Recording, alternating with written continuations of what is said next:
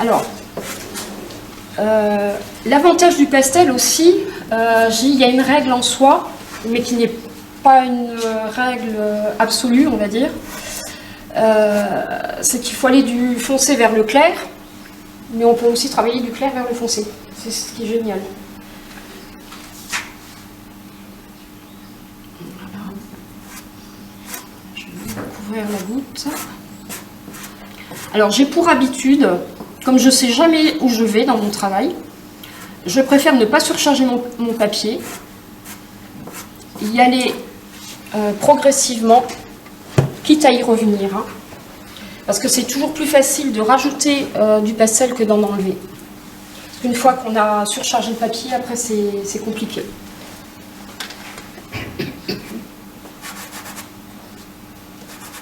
D'ailleurs, vous avez vu, j'ai même laissé là pour faire la différence. Vous allez voir qu'on peut recouvrir même avec du blanc par-dessus. Hein. À partir du moment où vous ne surchargez pas. Et le fait de passer plusieurs fois en surcouche, on va dire, ça fixe également le pastel sur le papier, ce qui fait que dans le temps, la poudre ne tombe pas dans le cadre. Hein. Et vous n'avez pas besoin d'utiliser de fixatif. Parce que le fixatif altère les couleurs. Moi, j'en utilise jamais. Hein.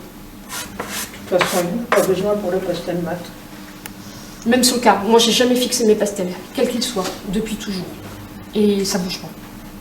Mais ça, tout dépend comment on l'applique. Alors après, c'est vrai que si on va en touche beaucoup plus direct, hein, ce qui n'est pas ma technique, bah là, entre les couches, on peut mettre du pastel, mais surtout pas à la dernière couche, parce que sinon ça altère les couleurs. Hein.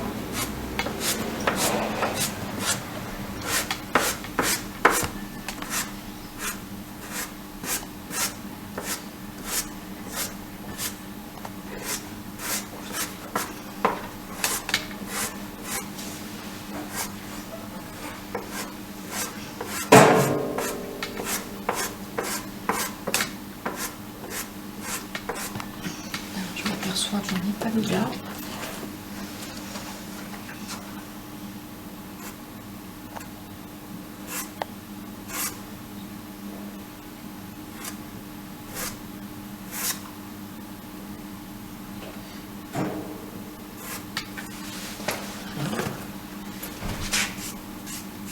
Bon, là, je vais le faire rentrer un petit peu sur le support parce que je vais passer du clair. Alors, maintenant, je vais attaquer le bleu.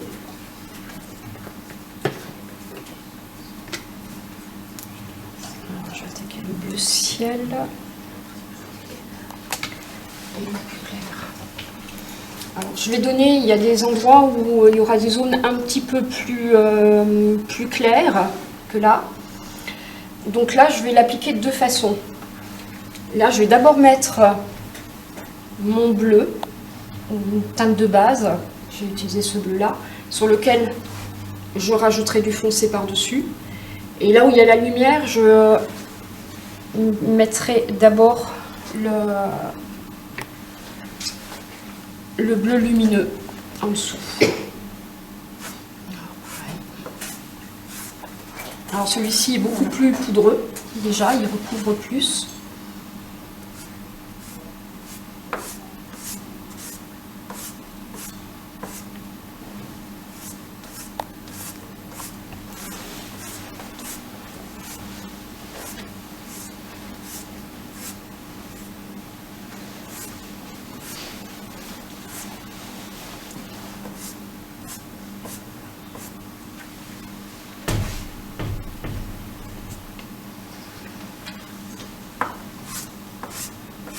Il est presque, c'est pas un blanc, hein, c'est un blanc-bleu, comme je les appelle.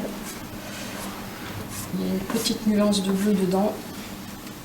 C'est moins agressif qu'un blanc pur. Et tout aussi lumineux.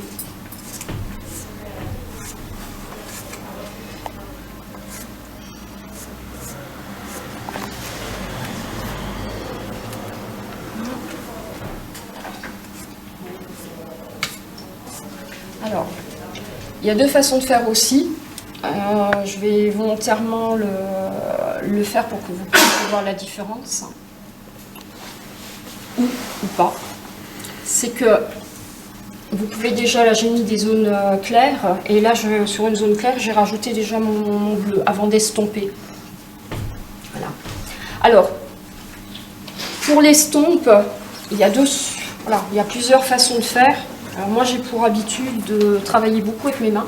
Pourtant j'essaye d'utiliser des outils, mais j'en reviens toujours aux mains, je ne sais pas pourquoi. Alors oui, parce que aussi, enfin si je sais pourquoi, parce qu'en fait, moi ce qui m'a plu dans le pastel, c'est qu'on est entre la peinture et la sculpture. Et comme j'ai fait du modelage, et moi c'est ce qui me plaît, c'est qu'en fait je sculpte mes tableaux en fait. Et donc c'est pour ça que j'en reviens toujours aux mains. Mais vous pouvez utiliser pour estomper, vous pouvez utiliser des outils, surtout que maintenant il y a comme les éponges, ou alors du sopalin également, ça marche bien.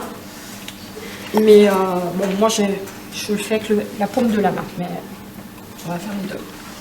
Alors je commence par le foncé ou par le clair, ça revient au même, et je frotte.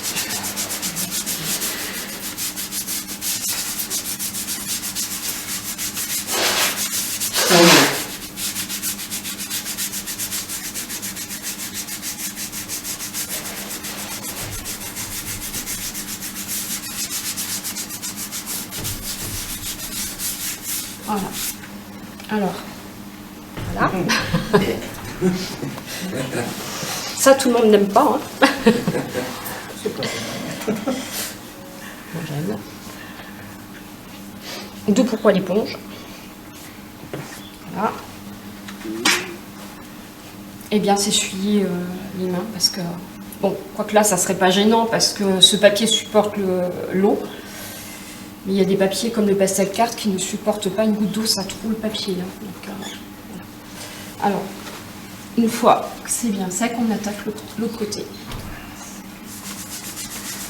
Et là, alors, on va dire je ne vais pas dire un désavantage, hein, parce que pour moi c'est pas un désavantage du pastel mat, c'est qu'il faut, et c'est pour ça que c'est très long, quand on travaille en glacis comme ça, c'est qu'il faut nourrir le papier. Voilà, et vous voyez que là, la première couche que j'ai mise, ben, à la limite, il n'y en a pas assez. Mais je l'applique volontairement comme ça, plutôt que de charger, de trop charger, parce que c'est ce qui me permet de fixer mon pastel et et que le papier ne soit pas saturation. Donc, je recommence la même chose. Et aussi pourquoi? Parce que c'est ce qui va me permettre de travailler le détail dessus. Parce que sinon, le travail que moi je fais en atelier, vous verrez, je travaille zone par zone, c'est-à-dire que je fais tout le contour et je travaille la goutte séparément. Mais là, ça serait beaucoup trop long. Hein.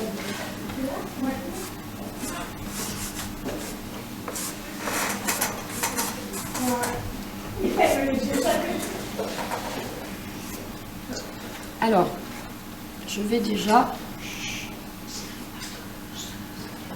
pouvoir donner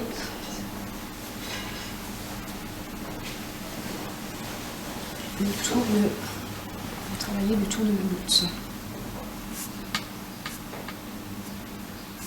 Alors vous voyez, même si c'est pas précis pour l'instant, c'est pas très grave.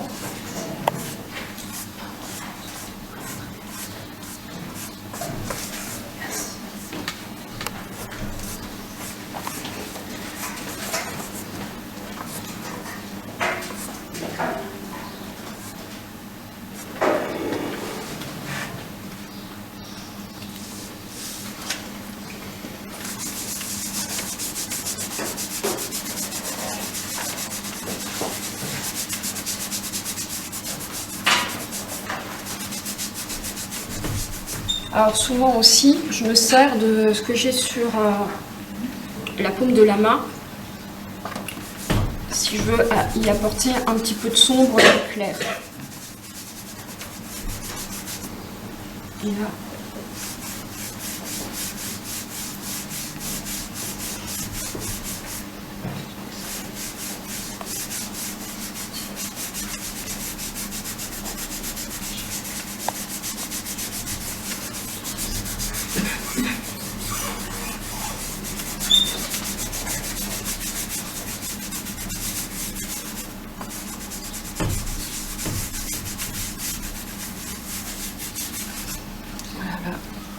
ça commence à bien se remplir. J'attaque de l'autre côté. Alors là, je vais charger un peu plus en bleu.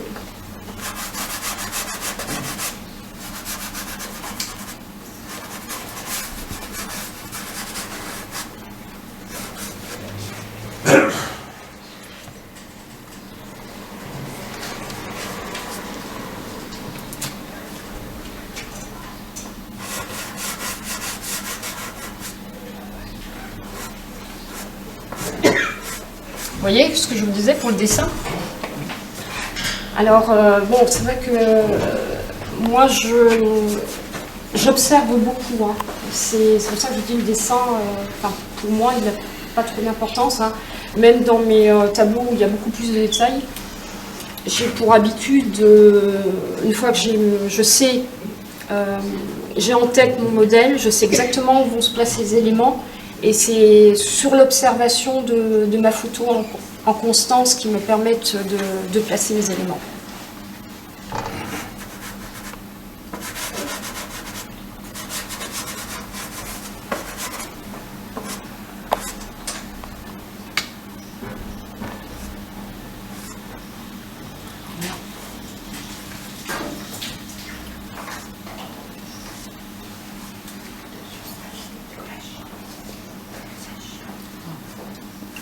Je joue aussi sur la pression du pastel sur le papier.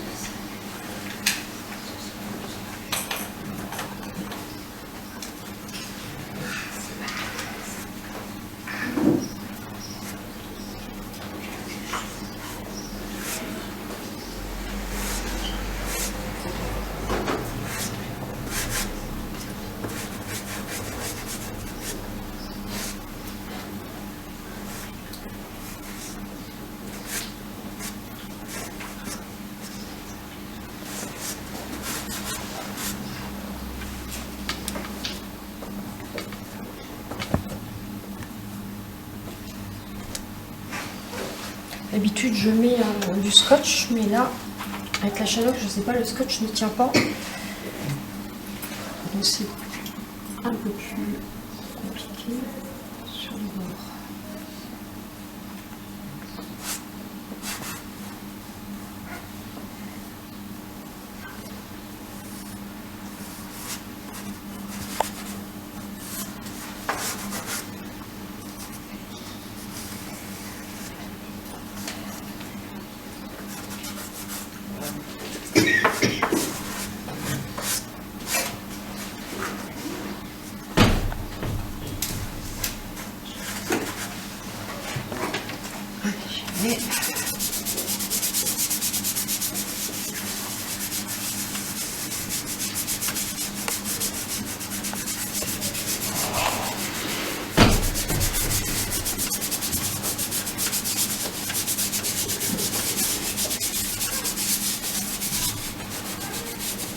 Alors là, j'en suis à la deuxième superposition. Et mon papier n'est pas encore comme je le sens au toucher. Pourquoi aussi j'utilise mes doigts. Et comme je dis, pour moi, il n'est encore pas assez nourri. Hein, pour qu'on puisse commencer à travailler des effets de texture sur un fond qui peuvent être intéressants. Il faut au moins, la façon dont je l'applique là, il faut au moins voire 3, pour un fond, 3 à 4 superpositions de pastels. Hein. Les 3, c'est déjà pas mal. Voilà. Bon, je vais rajouter encore un bleu.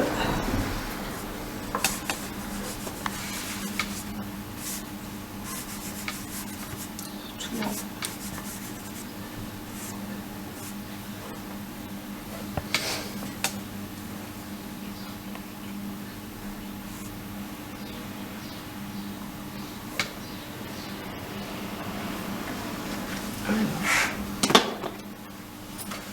Je me sers également, pour avoir plus de précision, d'un petit un petit outil, fabrication maison. Enfin, c'est ni plus ni moins qu'on appelle un bâtonnet d'appui, ce que les peintres à l'huile utilisaient. Donc pour pouvoir avoir un peu plus de précision dans le geste quand on a besoin de faire des gestes précis.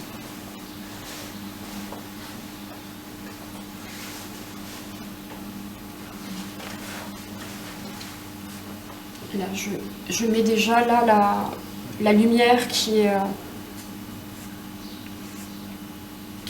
au-dessus de la goutte avec le bleu. Voilà. Là, ça devient bien.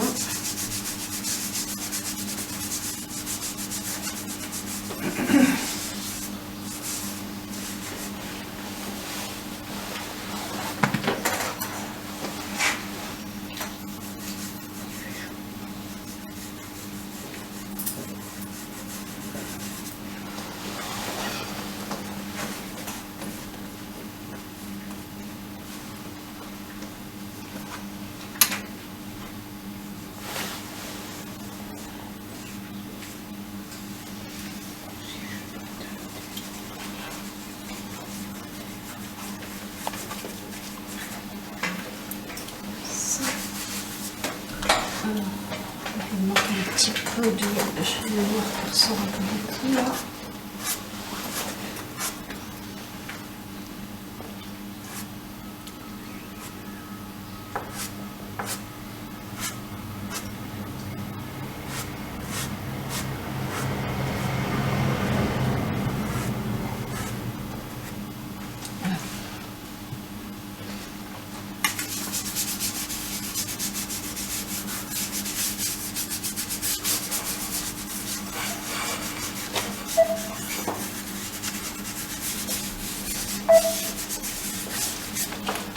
Voilà, on va dire que à ce stade-là,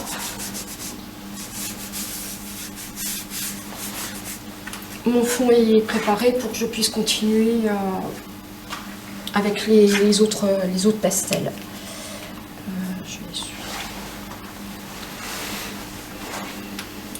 Parce que ces gros bâtonnets là, ça permet effectivement, vous voyez, de nourrir le fond, quoi. Mais on n'a pas trop de variantes dans les teintes.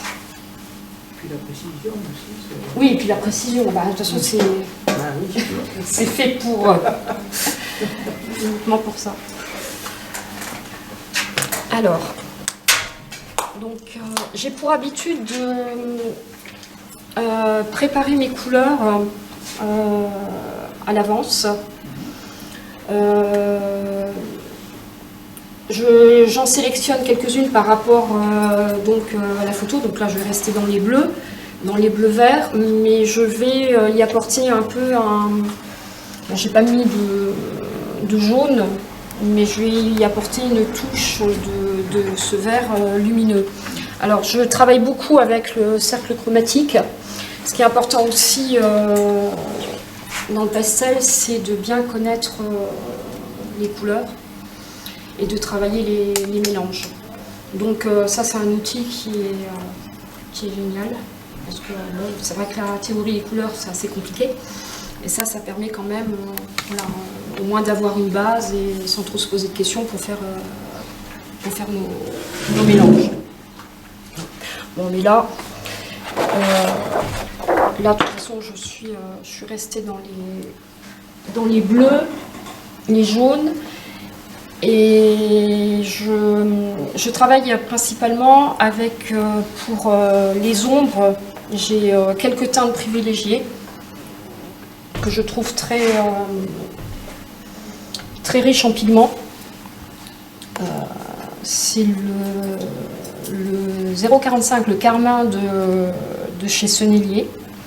Celui-ci, je m'en sers beaucoup en base. Et le 465, parce que je travaille beaucoup les bleus, le 465 aussi de chez Sennelier. Donc c'est les deux pigments les plus forts pour moi pour travailler les ombres dans mes tableaux. Voilà. Alors, je vais commencer par justement poser ces ombres au niveau de la goutte.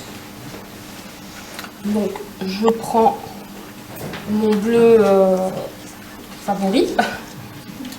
Alors pour ça, par contre, il faut que comme là, je vais travailler dans la précision. C'est pour ça que je ne l'ai pas accroché non plus, parce que j'ai besoin de travailler assise. Donc là, je vais mettre le dessin à la hauteur.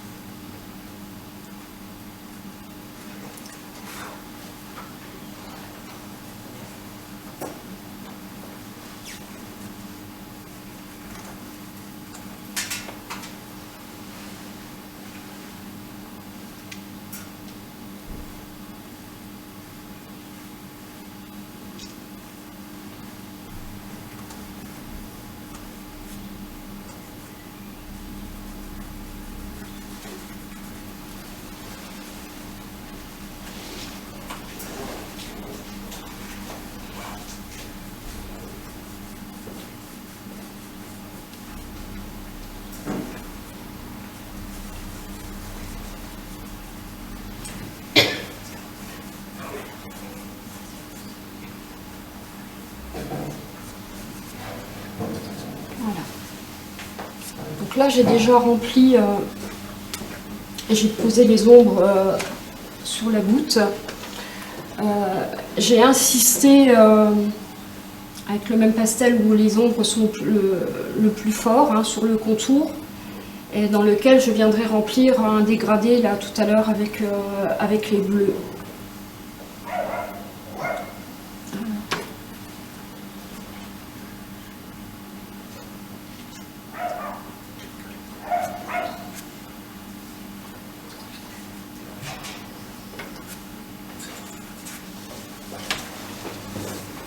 Alors, je repère là, tout à l'heure ma ligne, ma diagonale qui était ici. Elle était à 3. Alors, des fois ça peut arriver, bon, si je perds mes, vous voyez pourquoi de ne pas marquer les repères. Si je perds mes repères, comme je les ai en tête, je les reprends au fur et à mesure. Moi, ce qui m'importe là, c'est les 3 ici.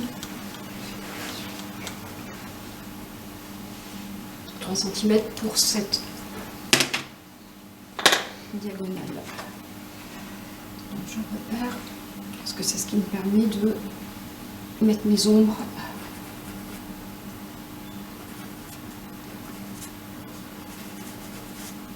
à peu près.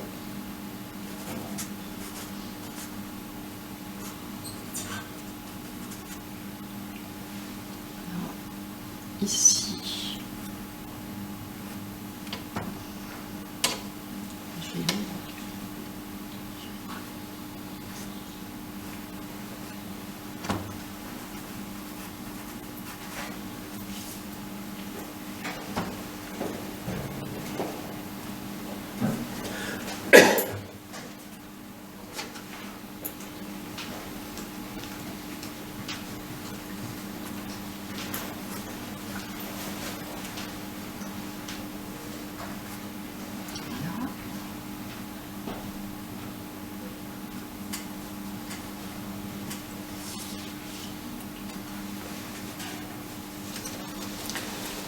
Alors, je vais commencer à travailler cette zone-là. Donc, au niveau du fond, je vais utiliser... Allez.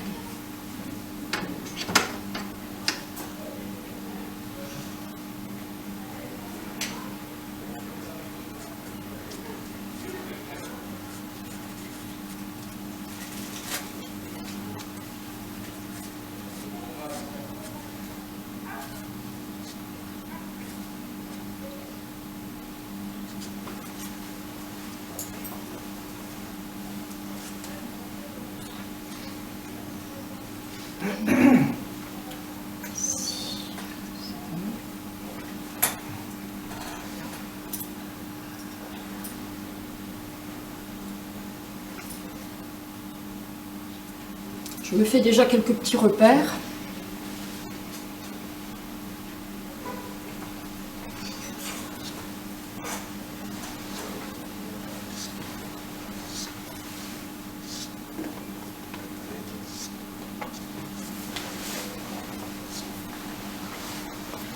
Voilà.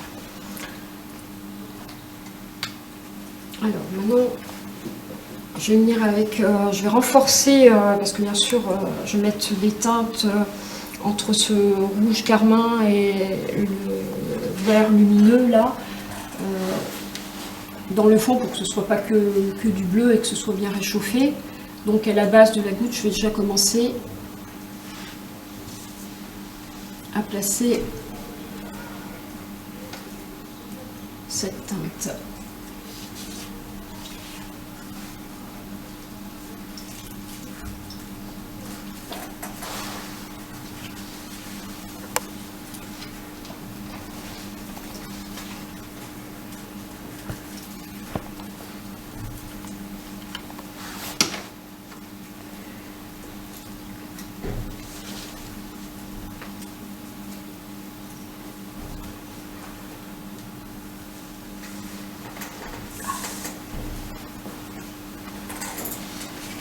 Un petit peu gênée par l'ombre.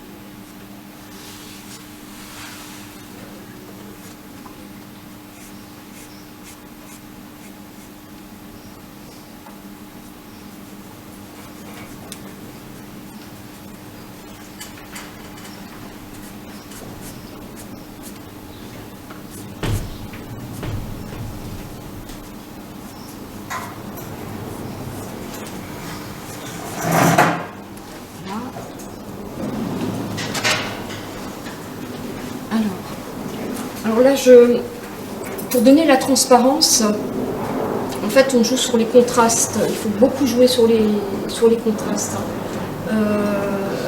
Donc là, je commence par tout le côté sombre, voilà, en donnant ces nuances, hein, et après vers lequel je ramènerai le fond qui est en arrière-plan, et la lumière, je la donnerai en dernier dans la butte. Hein. Ici.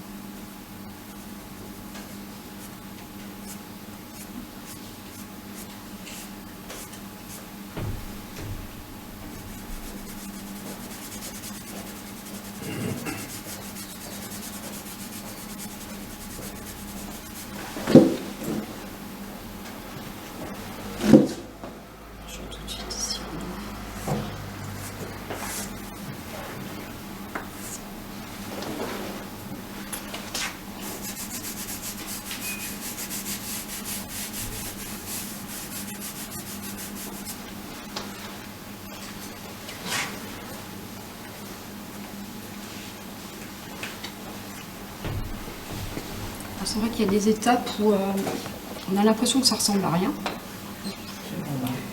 Normal. Surtout quand on est impatient. Et j'ai appris à avoir beaucoup de patience avec le pastel. Parce qu'on aimerait déjà être à la fin, puis on s'aperçoit que, ben non, il y a des étapes qui sont indispensables.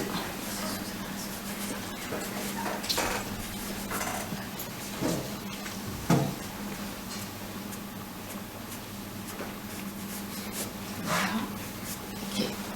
Alors, avant de continuer la goutte, je vais travailler quand même un peu autour du fond, parce que sinon après, le stade au-dessus, je vais être embêtée, je vais être obligée de revenir pour refaire le détail. Donc là maintenant, je vais introduire donc ce vert lumineux. Et comme je vous disais tout à l'heure, c'est que en règle générale, je prépare déjà mes teintes que j'ai choisies par rapport à mon sujet, mais il m'arrive au cours de travail de modifier parce que ça me plaît pas, parce que j'ai pas fait le bon choix. Alors c'est vrai que bon, là je l'ai pas fait parce que j'ai déjà testé mes couleurs avant. J'ai toujours ce petit morceau à côté de moi de papier pour tester les teintes et les mélanges. Voilà. Mais des fois ça marche sur un petit échantillon et puis quand on est sur le sujet ça marche pas. Donc moi j'hésite pas, hein. Je vais en rechercher d'autres et puis même des fois il y a des mélanges surprenants auxquels j'aurais pas pensé et puis qui font des trucs des fois super. Donc c'est pour ça que je n'hésite pas. La couleur, c'est comme on la ressent aussi et puis il faut faire des essais et des mélanges. De toute façon, on ne peut pas se tromper, hein, on peut toujours recouvrir. Ça aussi, c'est un avantage. Alors là, je vais introduire un peu ce vert. peu partout. Alors, vous voyez, il est très lumineux, mais on va pouvoir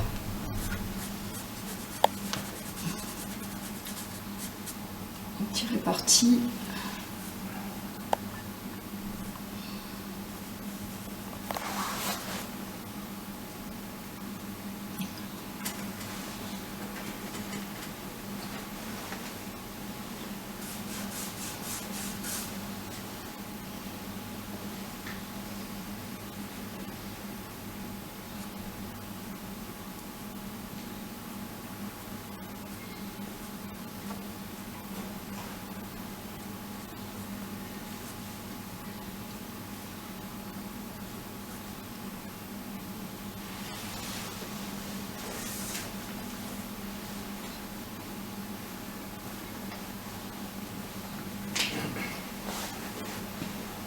Et je vais placer aussi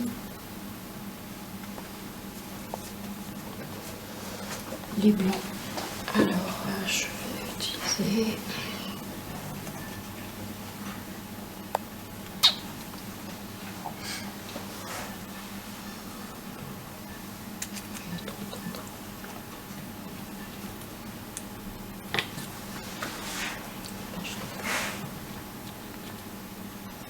Je vais essayer celui-là.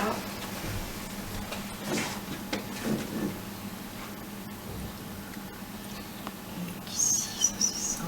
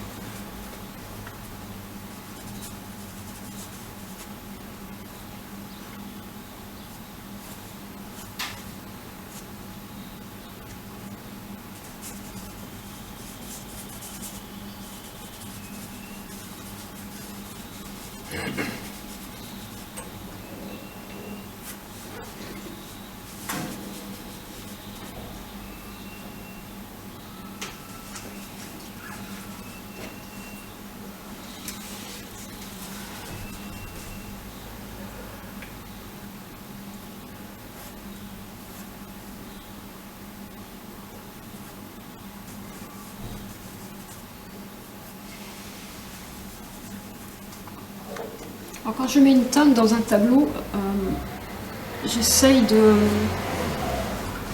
la répartir un petit peu partout, hein, même si elle n'est pas sur le modèle, pour avoir une harmonie.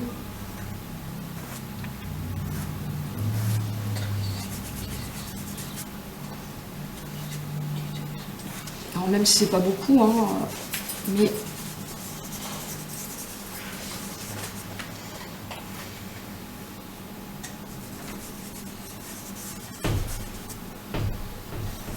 c'est important pour le regard.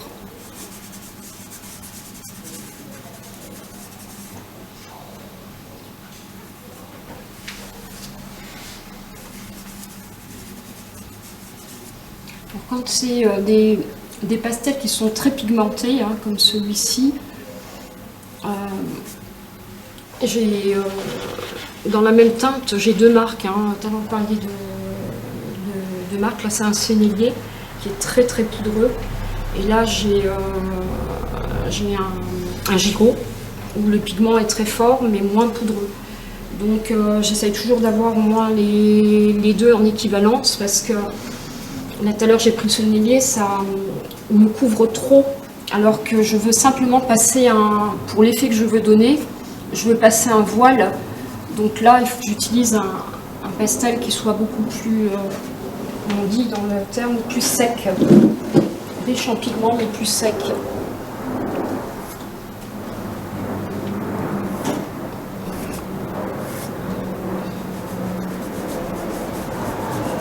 C'est ce qui me permet de juste passer un voile.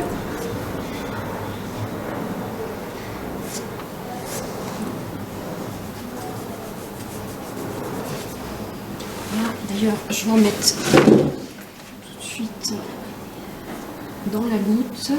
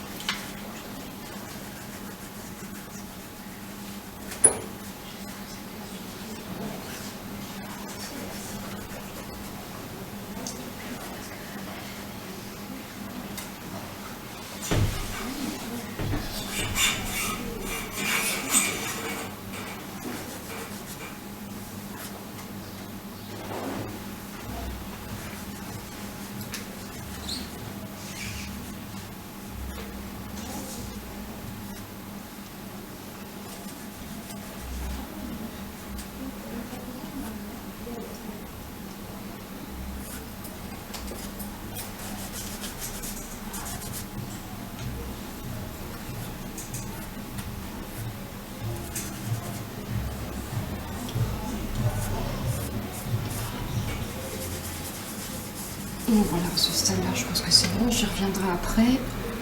Peut-être encore un peu ici.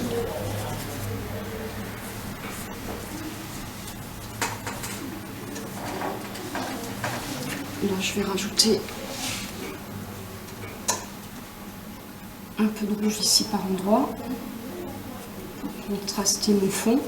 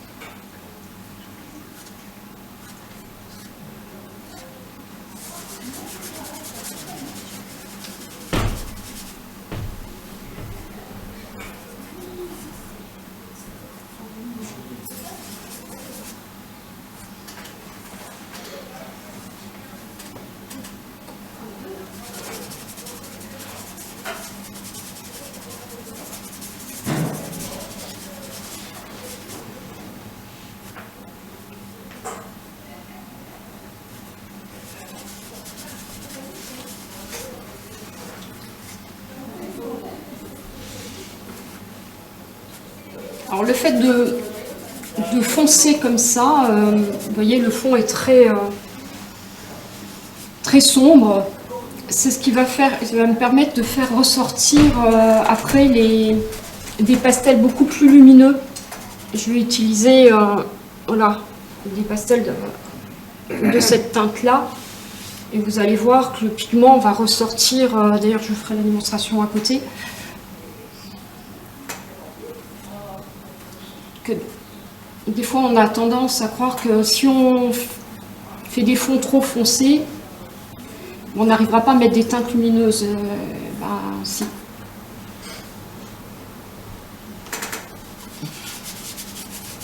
Voilà. Alors comme je vous disais, moi j'aime beaucoup, j'introduis beaucoup ce brin de carmin parce qu'il réchauffe mes fonds et les ombres.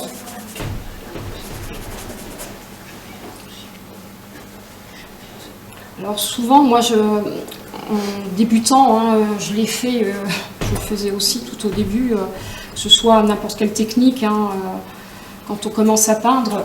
Quand on fait des ombres, on a tendance à faire les ombres en noir ou en marron. C'est ce qu'il y a de plus lourd et c'est pas très joyeux. Donc il vaut mieux travailler des ombres colorées ou alors fabriquer ces ombres. Moi je sais que si je travaille des ombres très foncées, c'est à partir de bleu marine ou du noir, hein, comme je l'ai fait là, mais je les nuance en fonction de la teinte que je veux donner à l'ensemble de mon tableau. Dans les rouges, dans les verts, dans les violets. Mais jamais utiliser de noir ou de marron pur, hein, c'est vraiment pas beau.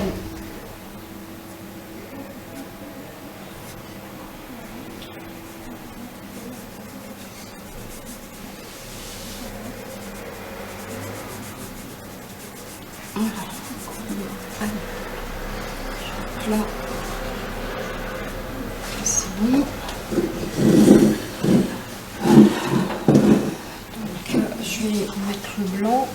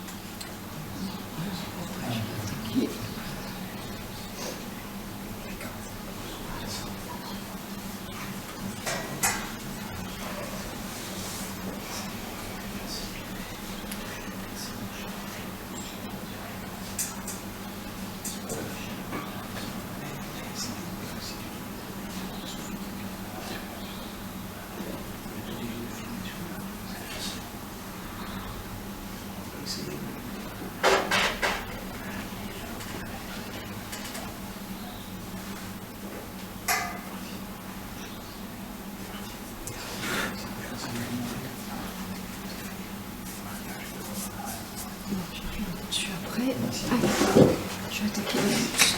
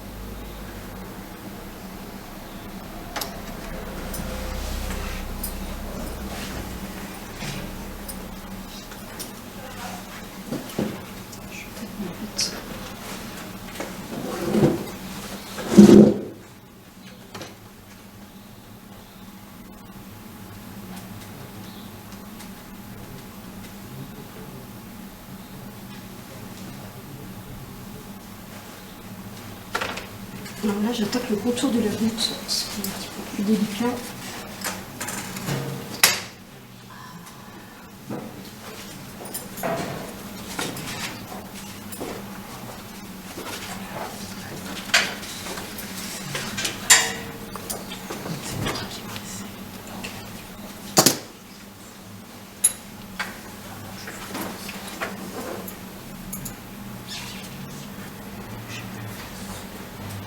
D'habitude, je travaille sur tablette aussi.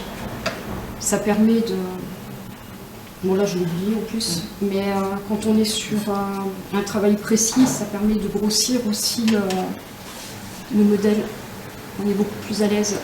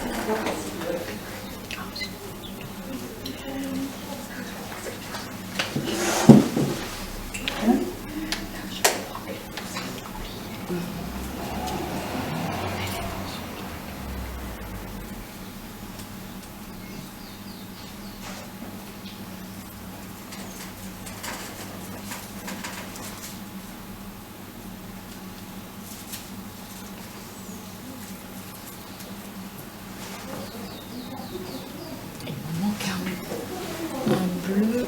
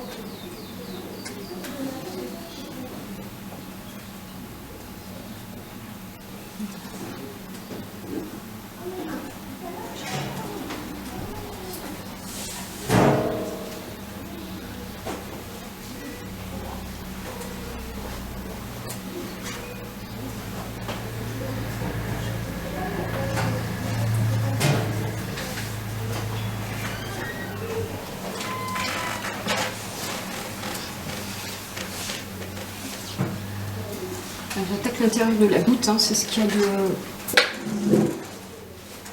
d'un peu plus délicat à faire, et surtout que c'est plus le modèle est petit, et plus c'est compliqué. C'est pour ça que... C'est plus facile. oui, quand j'ai débuté, j'ai fait des très grands formats.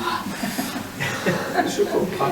Et j'avoue qu'on a une gestuelle qui est beaucoup plus facile. Mais bon, en plus, en ce moment, on nous demande de faire beaucoup de petits formats. Les grands se vendent un peu moins que les petits. Donc, quelque part, hein, c'est un bon exercice. Mais... Alors oui, parce que ça aussi, le format fait que... voilà, on pourrait travailler... Et d'ailleurs, il y a des pastellistes qui ne travaillent qu'au crayon pastel. Et moi, c'est pareil, les crayons, je les ai vous avez vu, voilà, je les ai tous. Est-ce que vous les utilisez pour les deux modèles de plumes et de gouttes que vous avez exposés? Alors justement, la plume... Les trucs fins là. Non, justement, qu'avec la craie.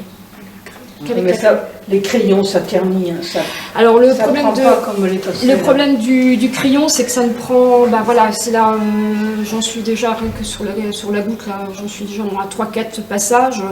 Ben, les pigments sont, pour qu'ils tiennent, ils sont agglomérés. Hein. En fait, la composition du pastel, c'est de l'eau, de la gomme arabique plus liant. Plus il y a de liant, plus c'est sec. Donc, les crayons, quand on les passe sur un fond comme ça. Alors bon, moi je m'en sers aussi un peu. Hein. Donc on peut s'en servir quand pour estomper avec. Oui. Non, mais ce que vous avez fait, c'est tellement fin. Ah ben. Ces filaments-là que je me demandais bien... Non, patience, c'est qu'uniquement avec... je travaille beaucoup, ce que je fais là, avec l'arête. Ah, oui, oui. Alors par contre, effectivement, il faut toujours il faut pas qu'il soit rond, il faut qu'il y ait une bonne arête et puis de la patience. Donc vous taillez en fait, la craie, vous la taillez? Non, même pas. Comment on fait pour avoir l'arête? Eh ben... La façon de travailler. Les yeux, je regarde. Donnez-moi le secret. Alors bon, il y a un pastis. Ouais, c'est vous Après, tournez, on peut raboter aussi avec une lime à ongles. Oui, ça aussi, mais... oui, mais c'est quand vraiment ils sont trop ronds et qu'on veut qu'on n'a pas le temps de l'user, il faut bien trouver un truc. Alors il y a un Pastelli, je ne sais pas si vous connaissez, un ami... David de Codère, lui, il les taille, alors il fait un travail de précision, je ne sais pas comment il fait, mais il taille ses pastels, comme des crayons. C'est incroyable. Mais alors qu'est-ce qu'il perd comme poudre? Il perd énormément, enfin, il me dit que non, mais il a une technique propre à lui. Après, il utilise peut-être de la poudre pour les fonds. Oui, ça aussi, on peut récupérer. Hein. Ben oui, parce que quand même...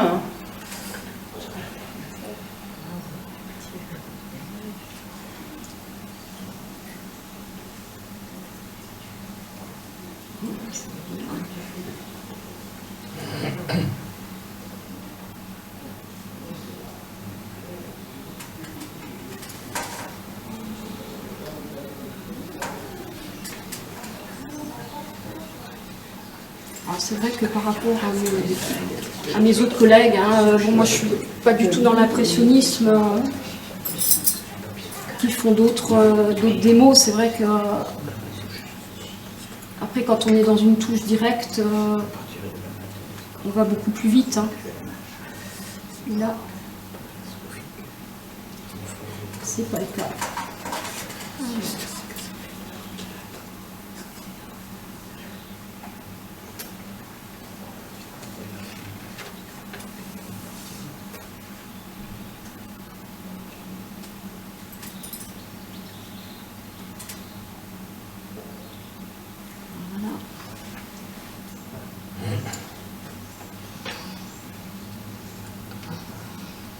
J'ai perdu mon pastel.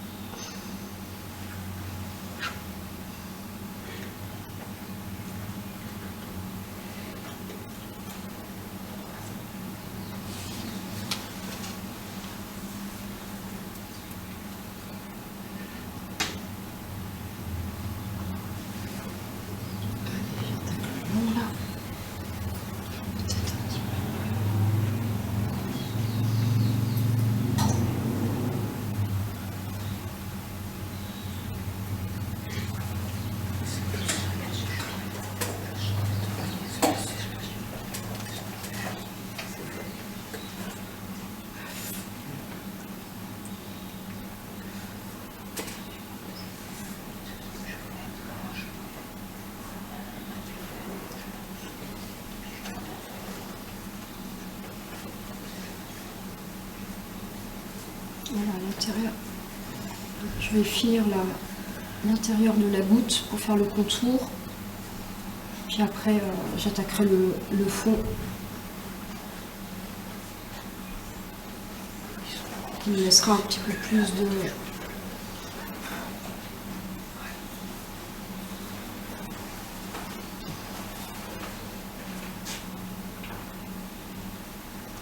liberté.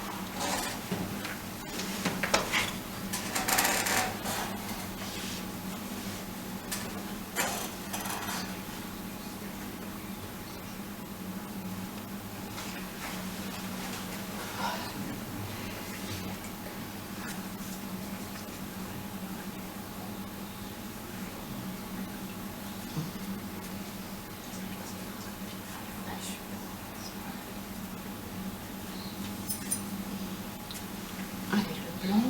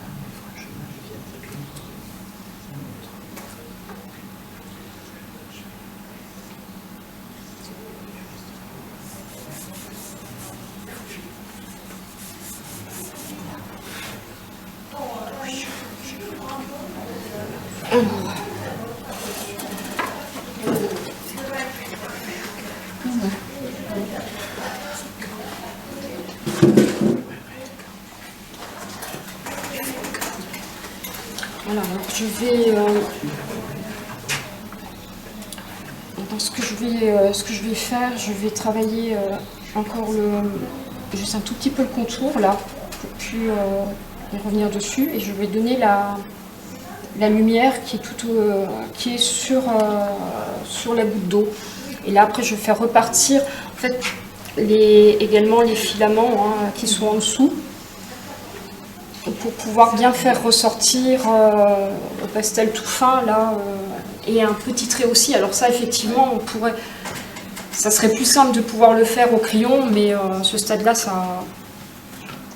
le pastel ne prendra pas. Même les carandaches, oui. J'ai testé. Même le blanc il fait gris. C'est normal, il y a du pastel en dessous, c'est logique. Donc voilà. Alors je vais, si vous le permettez. Je peux toucher votre papier. Ah oui, vous pouvez venir, vous pouvez venir regarder de près. Ah mais c'est tout doux.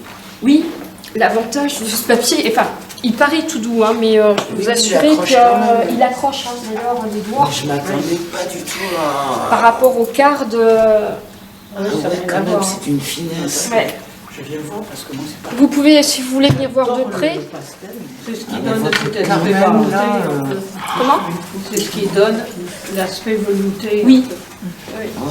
Il s'appelle comment ce carnet? Pastel mat. Alors c'est le 0,45 de chez Sonnelier, c'est un carnet, c'est le carnet. Il est vraiment épatant, ça. On sent quand même. Oui, on sent. Ouais. Mais je m'attendais pas à quelque chose aussi ferme. Ça aussi fait. Ouais, c'est très... c'est un papier où on peut aller loin dans le travail. Vous saturez pas. Il est toujours pas ça. Parce que vous êtes vraiment avec des Non, j'ai déjà fait, et notamment j'ai un tableau dans très grand format où j'ai mis en sous la couche et à la fin, je ne sais plus combien de couches j'ai mis, mais ça m'a même donné un effet de matière. Et, tellement vous aviez... ouais. Et sans saturer le... Sans saturer le papier. Ici, on voit un peu le de près au moins.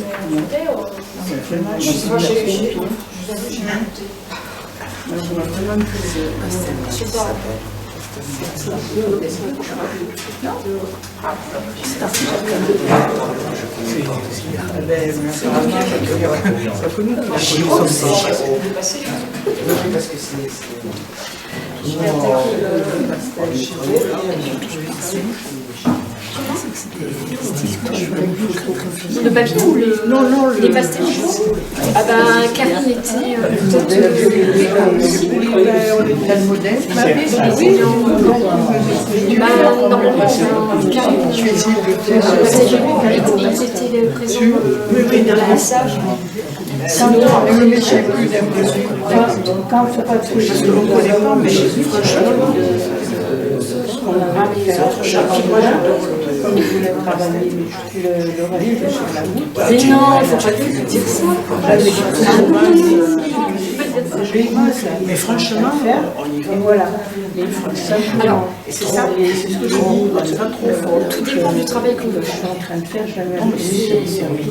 Là, moi, je dis, moi, j'ai un travail qui est voilà, des mélanges, c'est ce qui me plaît, hein, c'est un mélange de temps, de superposition. Voilà, je ne suis pas dans le Non, mais franchement, je le lève, celui-ci, et j'ai fait allez, finissez la goûter. Non, mais je vous montrerai, j'ai ramené le. Il faut gratter. Je le montre maintenant. Non, mais Faites à votre... Non, faites à votre vue. le modèle, parce qu'en fait, celui-là, je l'ai travaillé à la maison cette semaine. Bon, j'ai mis plus de 10 heures à faire, il est plus abouti. Alors j'ai dit, je vous le montrerai. Ça permettra aussi de voir la différence. Bon, si vous devez partir plutôt, si vous voulez, je le sors maintenant. Hein. C'est pas... Et puis je vais essayer. Voilà.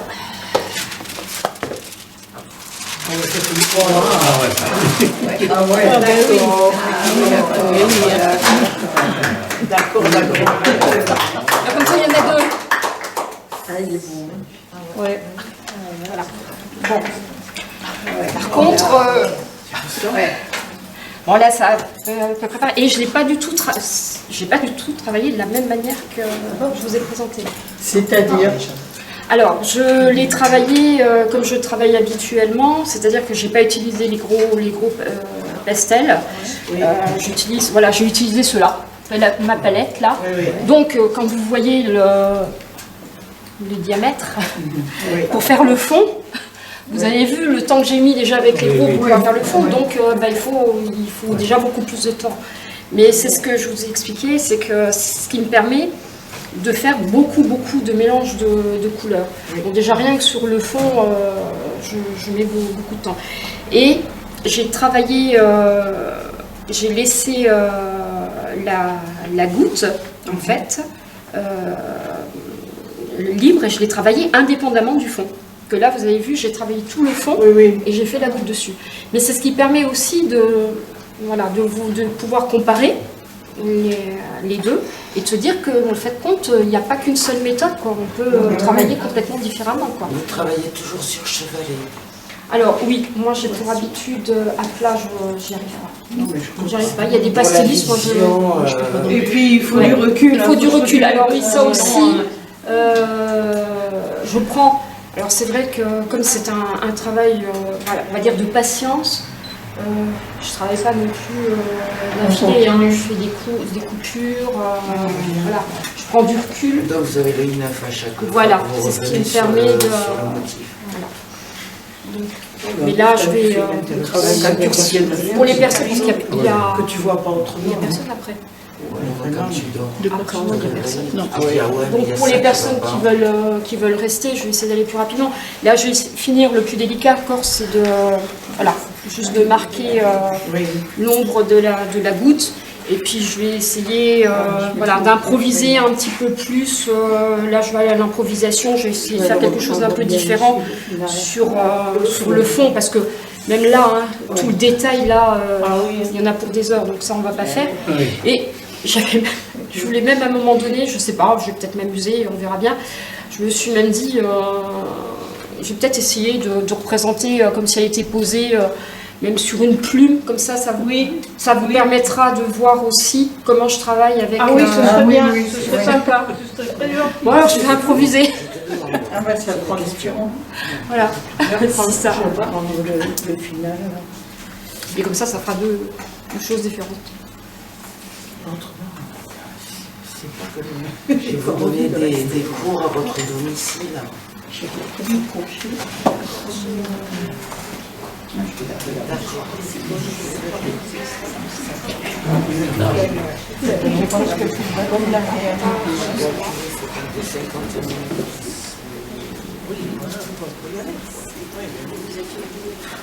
Moi je suis rentré dans ton numéro. J'ai vu que c'était de l'autre.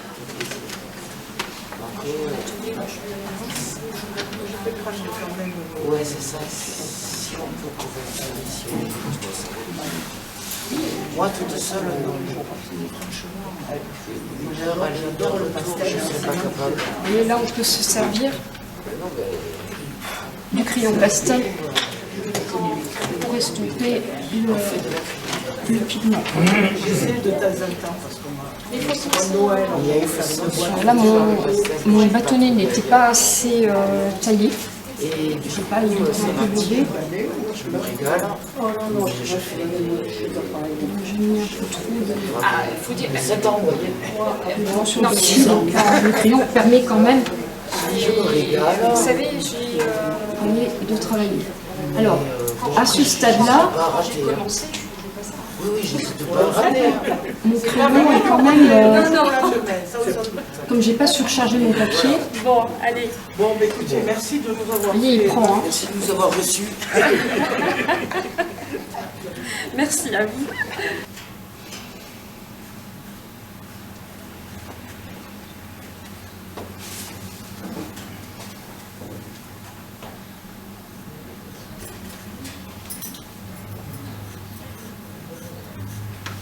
Voilà. Allez, je vais essayer de prendre l'autre.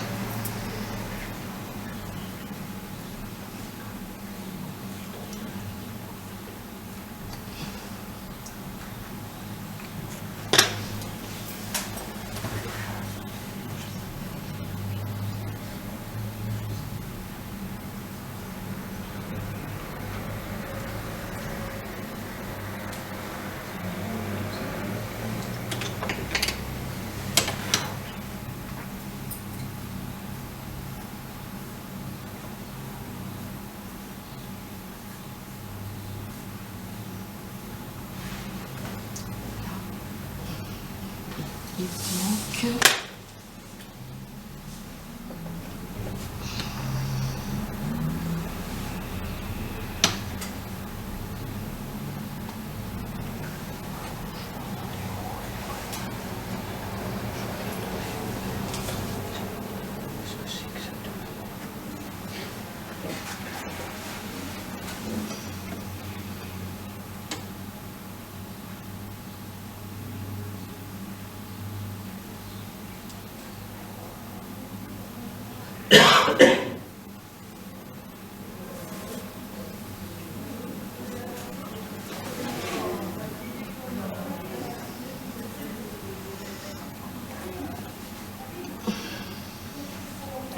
Petit trait, je vais le faire avec celui-là.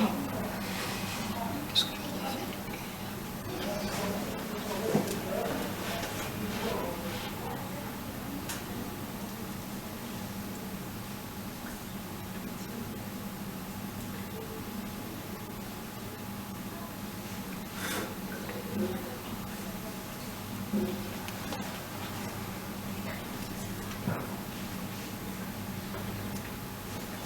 Voilà, allez hop.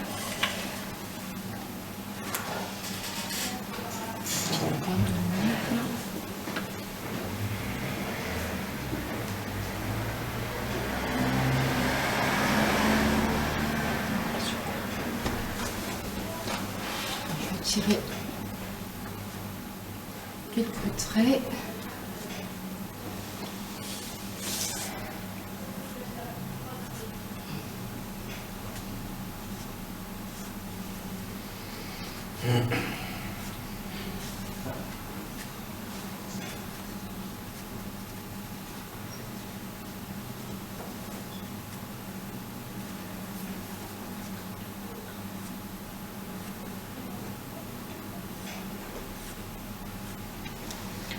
Voilà. Bon, alors je vais essayer d'imaginer une espèce de plume. Je vais faire comme ci.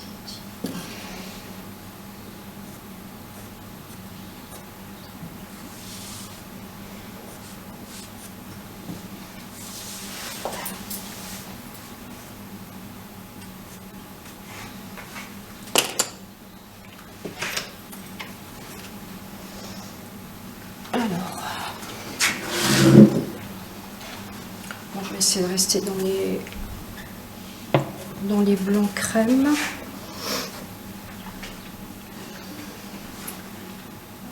Où est-ce que je la fais jaune? Voilà, sinon ça va me faire du vert. Non, je vais essayer de rester dans les blancs crème. Tac, tac, tac.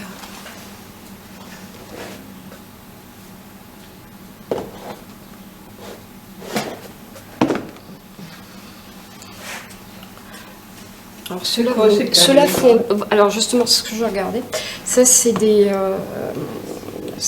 Ils viennent de Croatie, c'est un pastelliste Gordon Bessin et c'est du pur bonheur.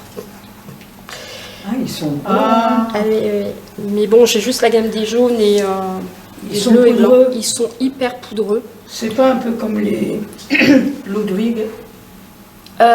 Non, j'ai pas eu la chance de les J'en ai une avoir. boîte et c'est un peu. Enfin, ça me Je donne ne peux pas les l'impression- comparer parce pas que j'ai pas essayé, travaillé mais- avec.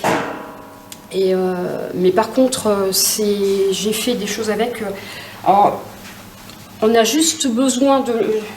Une fois, j'ai juste à poser. Ouais. Le pastel n'a même pas touché le papier que le pigment s'adhérait tout seul sur le, Ouais. sur le support. Et l'avantage, c'est qu'il y a des arêtes. Hein. Oui, voilà, c'est ça. C'est pour ça que je vais essayer de les utiliser. Sinon, je vais improviser dans les bleus. Tant pis, hein, ça restera bleu.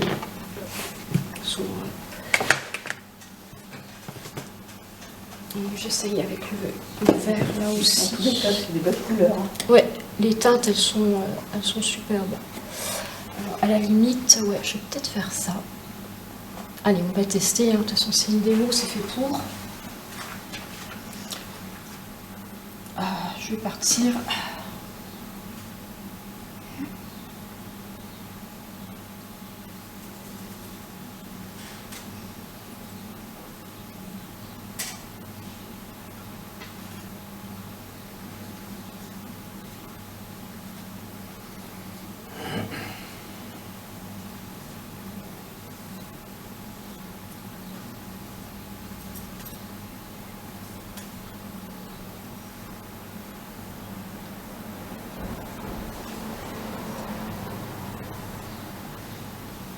C'est incroyable parce qu'il n'y a même pas besoin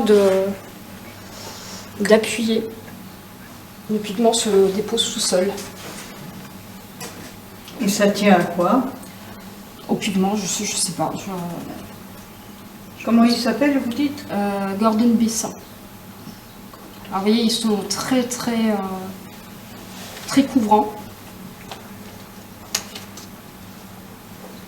Quelque part ça m'arrange parce que c'est ce que je voulais à ce stade-là.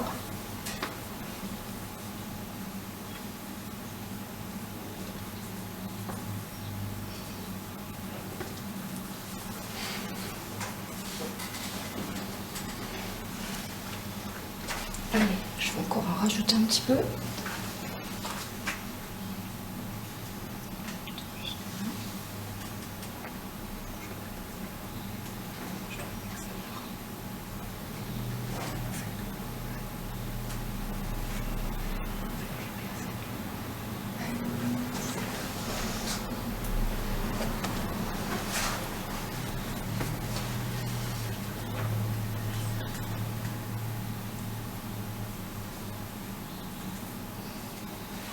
Voilà. Alors, je vais utiliser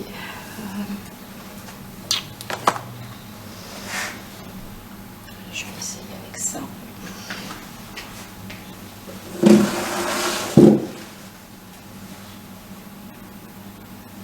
Il est trop orangé. Ça va me plaire.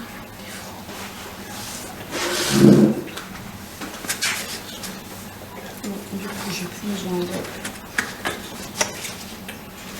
du jaune. Celui-là, il ne va pas non plus.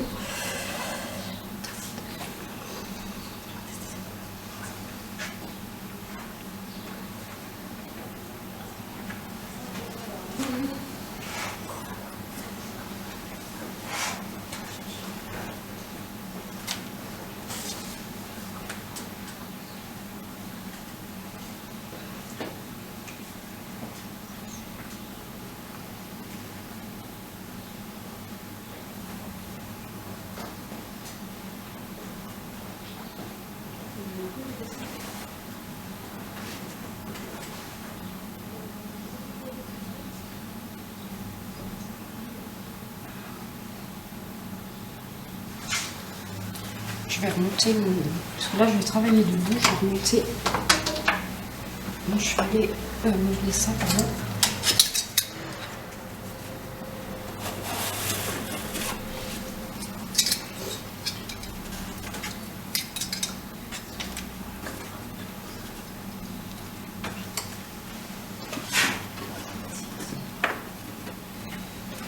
Je vais avoir plus d'aisance.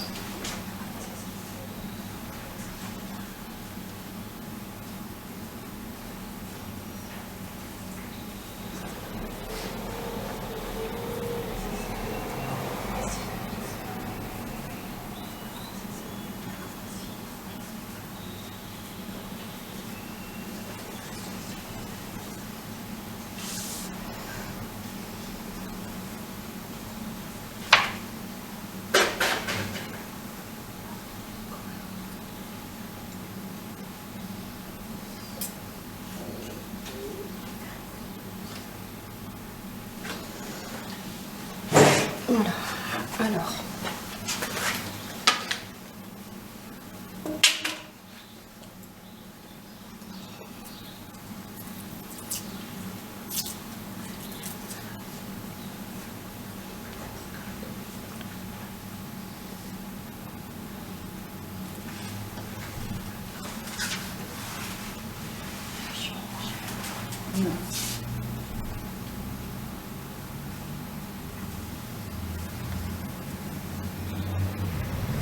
Voyez,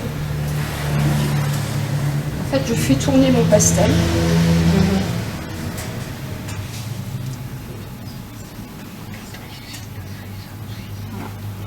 Alors bien sûr, ça, j'utilise un pastel sec. Hein. Là, j'ai utilisé du Rembrandt. Hein. Parce que c'est sûr que avec un shrink ou... Ça aurait fait des amas.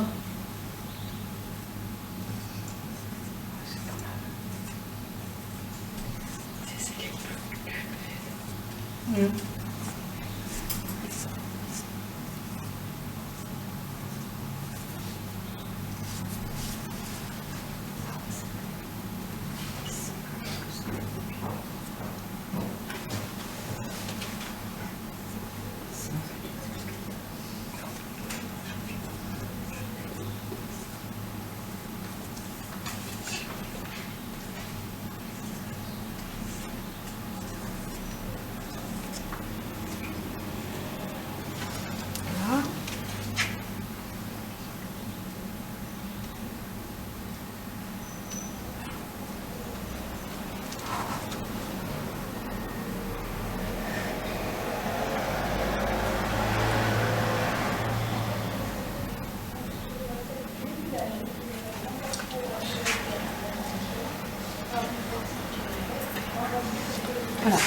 Alors, maintenant,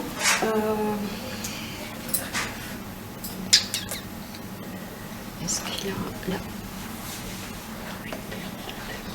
Je vais voir s'il prend.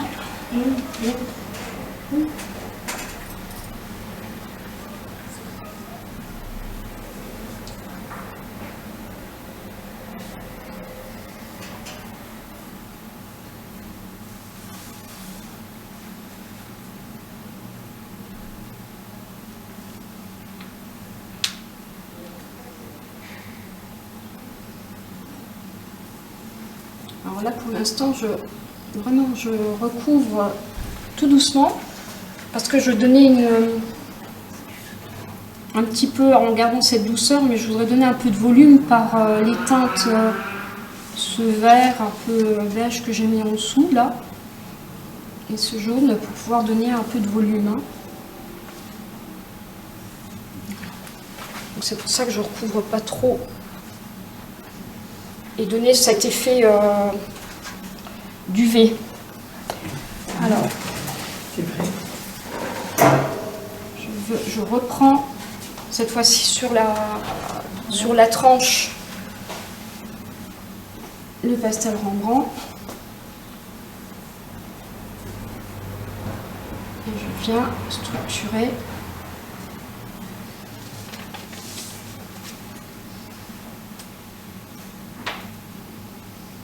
Alors là, je le fais rapide. Hein. Pensez bien, pour la plume noire, j'ai mis un certain temps pour le faire.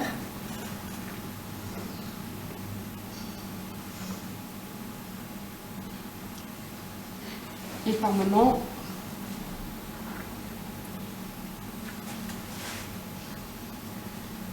je donne des pressions pour donner du volume.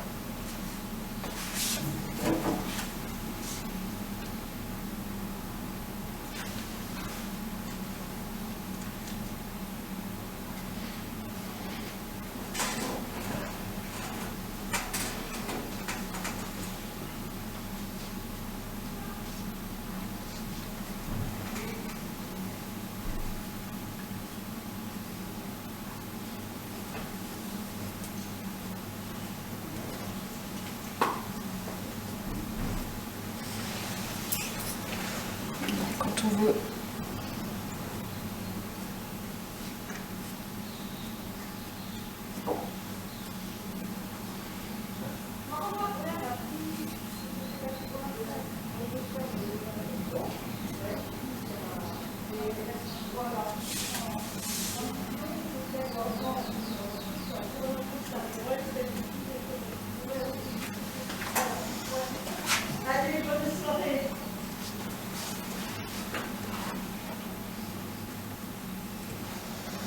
je vais essayer de prendre maintenant un pastel à l'écu. Je n'ai pas là.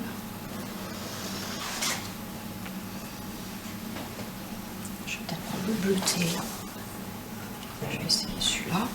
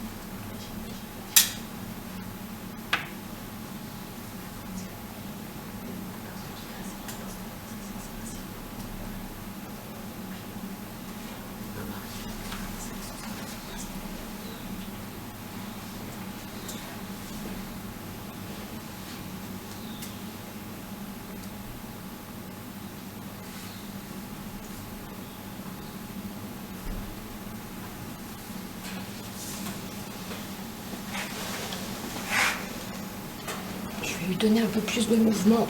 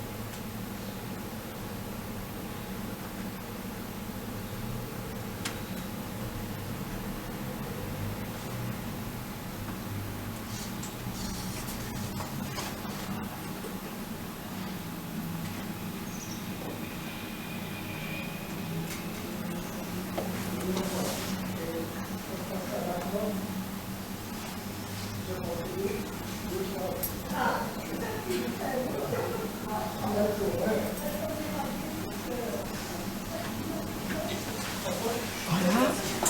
Et je vais essayer, voilà à peu près. Et je vais terminer par... cette fois-ci, je prends.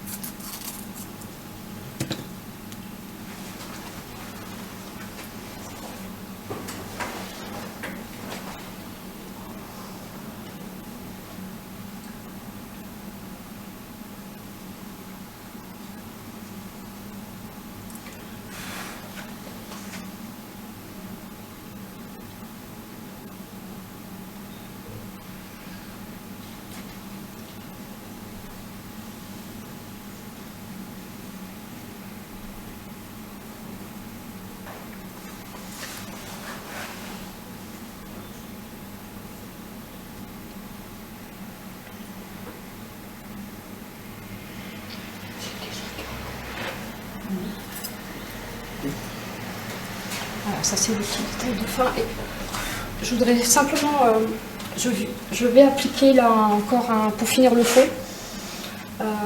Je vais donner un peu de jeu, un peu de brillance. Alors, c'est devenu une perle. Hein? Ouais, presque. Une perle de Tahiti. Moi, je vois plus une goutte. Hein. Alors, c'est vrai que, bon, dans mon thème, ça me permet aussi parce que je ne suis pas du tout dans l'abstrait, et j'ai beaucoup travaillé dans le figuratif, et en fait, mes sujets me permettent de m'évader et de donner une interprétation libre en fait. Voilà. Et c'est pour ça que souvent on me dit, bon, même si ça représente des gouttes, des plumes, des papillons, dans mes tableaux, souvent j'ai des personnes qui me disent « Ah ben moi j'ai vu ça, ben moi j'ai vu ça ». Voilà. Alors du coup, moi j'appelle ça du semi-abstrait. Ça, je suis dans mon monde, ça me permet aussi de m'évader. Et puis un seul élément, ça peut changer le sens. Voilà. Et puis après, chaque personne peut y voir ce qu'elle veut. Bon, bah écoutez, voilà, je crois que je vais mettre juste un tout petit peu de lumière là, et puis ça sera fini.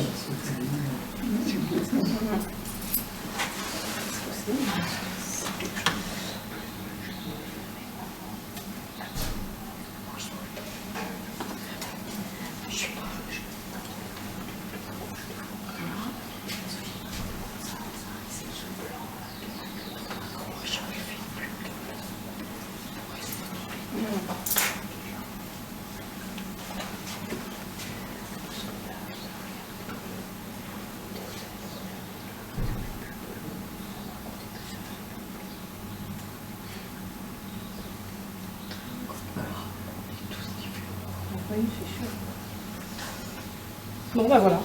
Je crois que, à un moment donné, il faut que je stoppe.